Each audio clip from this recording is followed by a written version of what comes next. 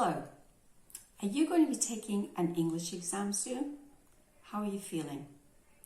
I'm going to be talking about confidence, or rather the lack of it, when it comes to taking an English exam. I'm going to share a few helpful tips to build your self-confidence and make you feel ready and able to tackle your exam. Number 1, familiarise yourself with the exam so that you know what you're going to be facing on exam day, because we don't want any nasty surprises. Forewarned is forearmed. If, for example, you're doing the C1, then go onto the official Cambridge website and there you will find sample papers. You can download these and have a really good look at your papers so you know what to expect.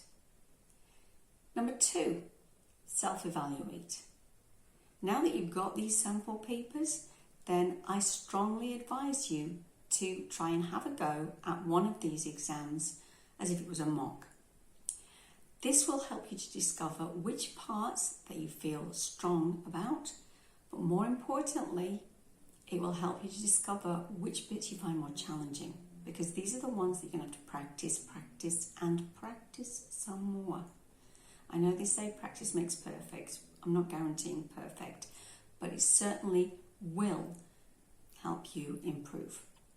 Then we come to number 3, study.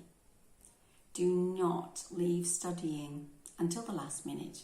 Cramming is never a good idea, but with languages, even less so. Make yourself a long-term study study plan. And by long-term, I mean weeks or months. Be realistic. Don't plan to do 4 hours every day, because we know that ain't going to happen. Also, little and often is actually more effective. It's a more effective way to study, learn and retain. Do write down what and when you're going to study, because apparently if you write things down, you are more likely to actually do it. Be consistent.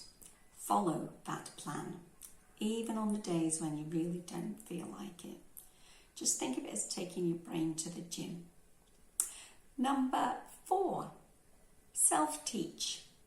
So during those study sessions, have a notebook at hand and jot down what you'd learned. At the end of the session, then try to teach yourself what it is that you learned using a mirror or your mobile. And because this is very important, explaining really does help you to gain a deeper understanding and therefore to remember what you've learned. Number 5, self-motivation. Firstly, it's really important to find something that works for you. Whether it's meditation, self-affirmations, a personal mantra like I've got this, or a feel-good song collection that you can blast out. Whatever it is that can help you to feel excited, strong and competent.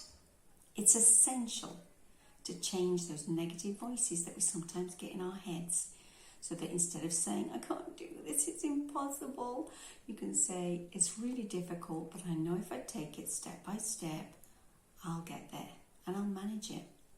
Attitude is everything. So if you do feel that you're spiraling into a meltdown, stop, take a deep breath, do some exercise, go for a walk or a run, or simply stand and strike a power pose.